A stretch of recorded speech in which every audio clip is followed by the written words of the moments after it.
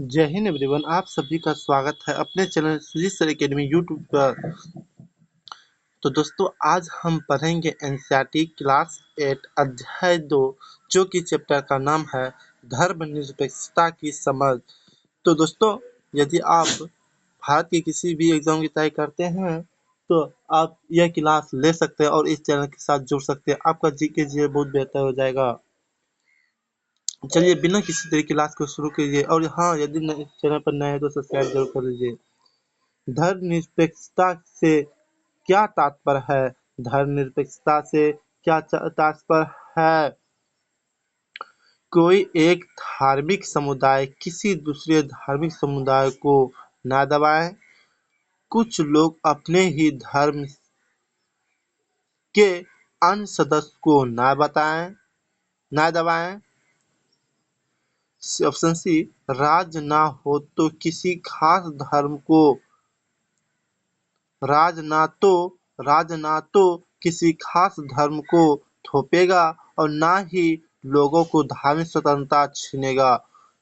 Option D, उपयुक्त में सभी। इसका करेक्ट आंसर है दोस्तों ऑप्शन डी, उपयुक्त में सभी। धर्मनिरपेक्षता क्या है? तो भारतीय संविधान में कहा गया है कि भारतीय राज्य धर्मनिरपेक्ष रहेगा। भारतीय राज्य धर्मनिरपेक्ष रहेगा। हमारे संविधान के अनुसार केवल धर्मनिरपेक्ष राज्य ही नहीं, अपने उद्देश्यों को साकार करते हुए निम्नलिखित बातों का ख्याल रख सकता है कि कोई एक धार्मिक समुदाय किसी धार्मिक समुदाय को ना दबाएं।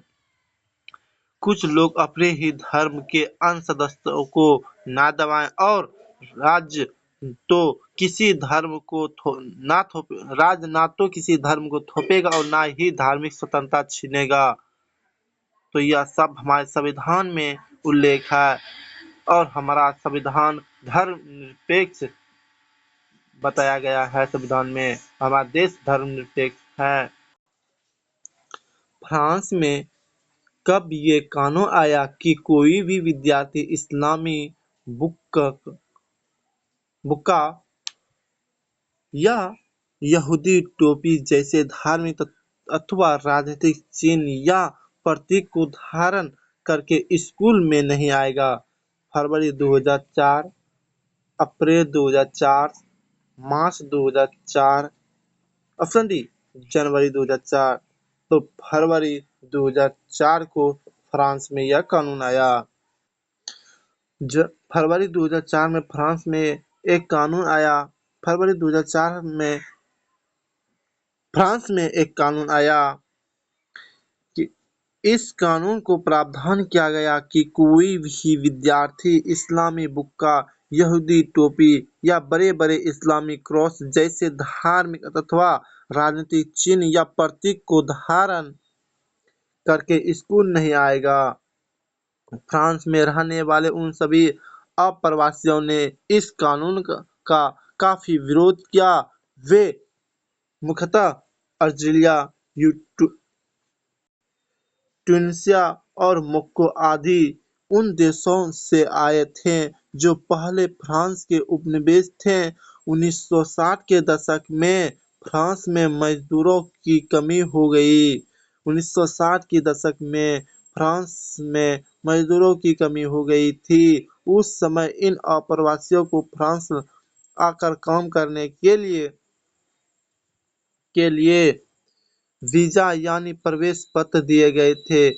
इन अप्रवासियों की बेटियां स्कूल में अक्सर सिर पर रुमाल बांधकर जाती है, लेकिन इस नए कानून के लागू होने के बाद उन्हें सिर पर रुमाल बांधने के कारण स्कूल से निकाल दिया गया। तो यह कानून 2004 में लाया गया। अगला क्वेश्चन है दोस्तों, भारतीय राज्य धर्मनिरपेक्ष है और धार्मिक वर्चस्व को रोकने के लिए निम्न में से किस तरह का काम करता है? तो भारतीय संविधान अपने नागरिकों को मौलिक अधिकार का आश्वासन देता है। ऑप्शन बी, धार्मिक वर्चस्व को रोकने के लिए निरपेक्ष धार्मिक वर्षन को रोकने के लिए धर्मनिरपेक्षता का दूसरा तरीका है हस्तक्षेप की नीति।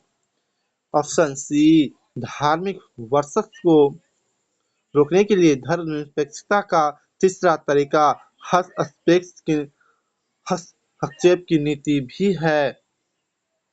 ऑप्शन डी उपयुक्त में सभी। तो इसका करेक्ट आंसर होगा ऑप्शन डी उपयुक्त में सभी। भारत धर्मनिरपेक्ष और धार्मिक वर्षन को रोकने के लिए यह तरीका अपनाया जाता है, काम करता है। भारतीय राज्य धर्मनिरपेक्ष है और धार्मिक वर्षन को रोकने के लिए कई तरह से काम करता है। भारतीय संविधान अपने नागरिकों को मौलिक अधिकार का आश्वासन देता है। ये मूलभूत अधिकार इन धर्मनिरपेक्ष सिद्धांतों पर आधारित है, लेकिन इसका यह मतलब नहीं है कि भारतीय समाज में इन अधिकारों का उल्लंघन बंद हो गया हो, बल्कि वास्तविक में ऐसा उल्लंघनों की वजह से ही हमारे सामने संवैधानिक व्यवस्था की जरूरत बनी हुई है। इस तरह के अधिकारों के होने का ज्ञान हमें इन अधिकारों को उल्लंघन के प्रति संवेदनशील बनाता है। जब कभी ऐसा होता है तो हमें इसके खिलाफ सही कदम उठाने की क्षमता भी उसी से मिलता है। धार्मिक वर्षन को रोकने के लिए धर्मनिरपेक्षता का दूसरा तरीका हस्तक्षेप की नीति है। इसका मतलब है कि सभी धर्म की भावनाओं को सम्मान करने और धार्मिक क्रियाकलापों में दखल न देने के लिए राज्य कुछ खास धार्मिक समुदाय को कुछ विशेष छूट भी देता है। धार्मिक वर्षन को रोकने के लिए भारतीय धर्मनिरपेक्षता का तीसरा हस्तक्षेप का तरीका है। इसी अध्याय में पीछे आप छुआछूत के बारे में पढ़ चुके हैं। इस बात का उपयुक्त उदाहरण है।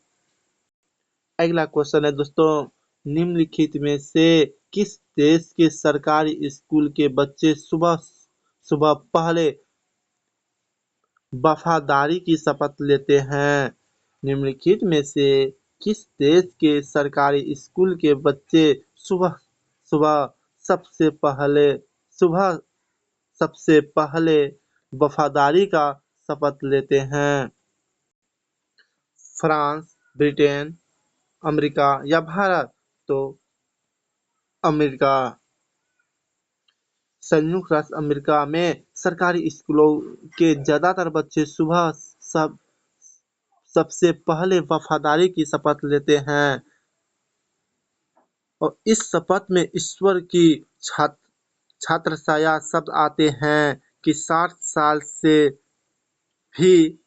साल से भी पहले ही वहाँ यह तय कर दिया गया था कि अगर यह शपथ किसी बच्चे की धार्मिक आस्था को ठेस पहुंचाती है तो उसे इसको दोहराने की जरूरत नहीं है। इसके बावजूद भी वहाँ ईश्वर की छत्रछाया व्याख्यान को कई बार कानूनी चुनौती भी दी जा चुकी है।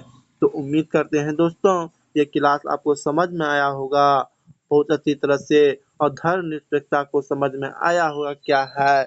यदि अच्छा लगा क्लास तो इस चैनल को लाइक कीजिए, सब्सक्राइब कीजिए और चैनल को ज़्यादा से ज़्यादा शेयर कीजिए।